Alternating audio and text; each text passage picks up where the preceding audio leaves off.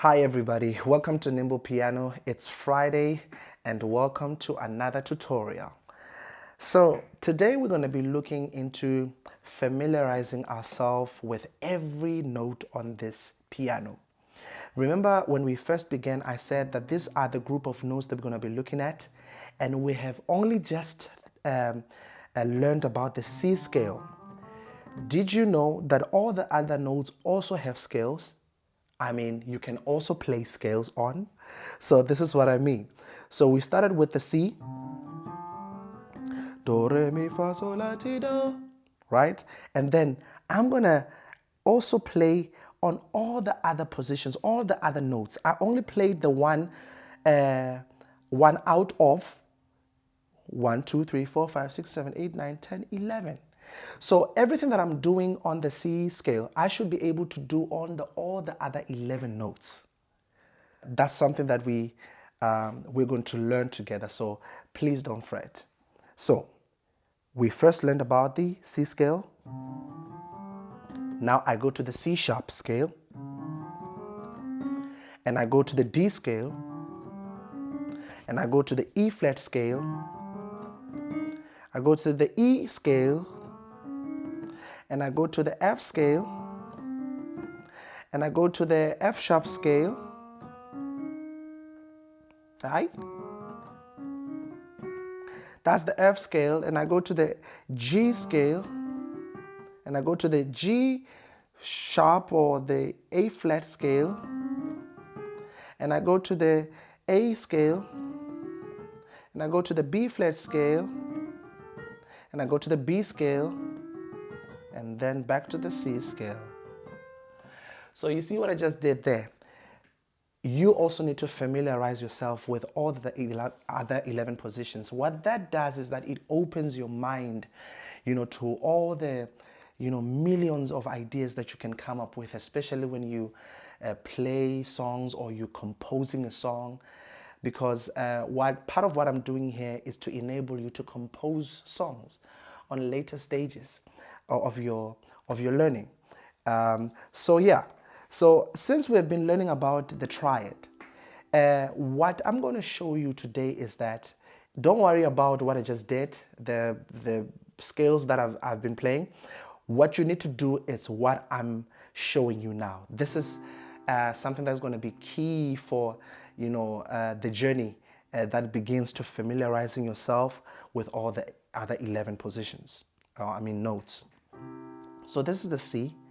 And then all you need to do to familiarize yourself with the C sharp triad, just move one note up, one note up, one note up, and then the bass, one note up. Actually, you need to start with the bass line. If you listen to that, it sounds exactly like, but this one just sounds lower. So, see what's happening right there? I'm playing the same thing, but it just goes up as I play the next position. And the same thing I'm going to do on the D. See what I just did there? And then the D sharp or the E flat. So we're going to the D sharp. So I'm playing the very same thing.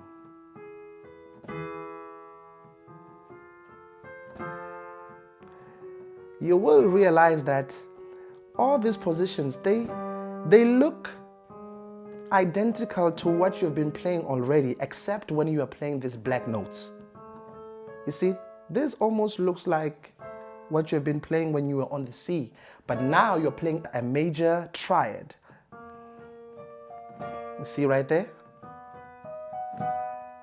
What I just did now is I just played I just played the triad for all the other 11 positions. If you like the content that I've been putting out, please let me know in the comment section, and please like the video, and don't forget to click the subscribe button and the bell so that every time I put a video out, you get notified.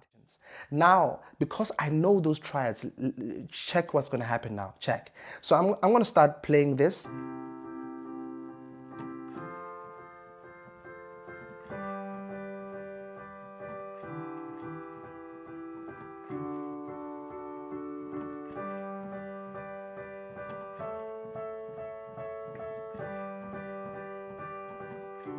Now, since I've been playing for some time, I was able to do that, but it's also going to be possible for you as you learn all the other positions. Now, also one thing I want to just let you know, or just note, help you realize, is that as you position your fingers like this, right?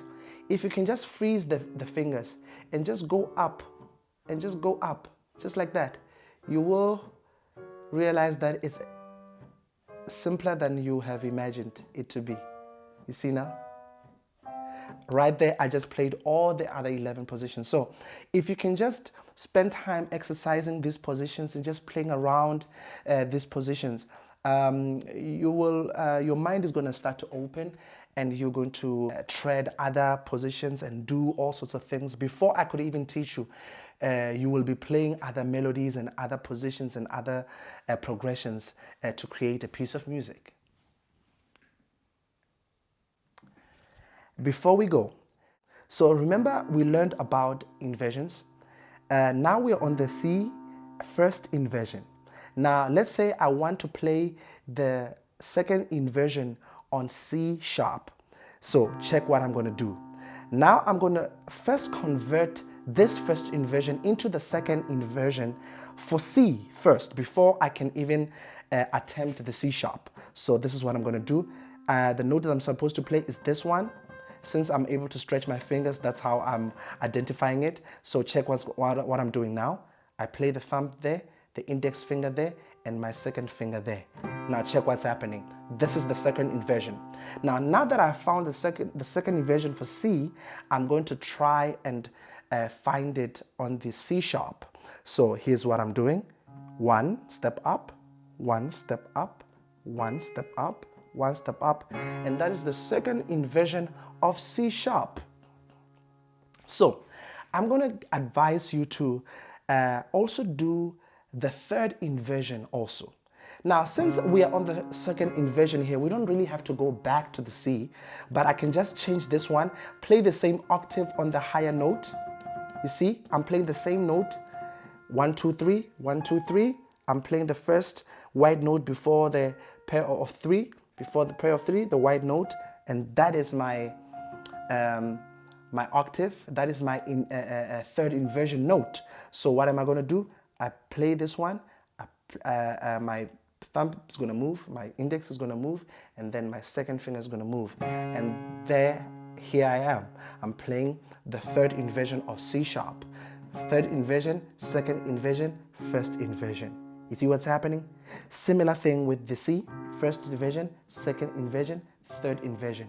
We are applying the same thing, the same concept, the same idea.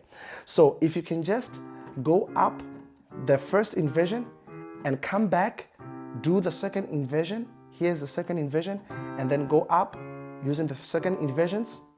You see what I'm doing there? See what I'm doing there? This is simply just going to open up your mind to all the other 11 positions. And I'm on the B. Yeah. Here we go. So this is the exercise that I need you to do. This is just simply an exercise where your mind is going to open up. As you look at these black and white notes, you're no longer going to be confused, but you know that wherever you may find yourself, you can figure your way out using the patterns that we have learned. You know? So that is the first things. First, we were learning about the triads, and then we are applying the triads on all the other 11 positions. Remember that. And then until our next session, please make sure that you spend time on this and acquaint yourself with these positions, and things are going to be easier as we go. Thank you, everybody.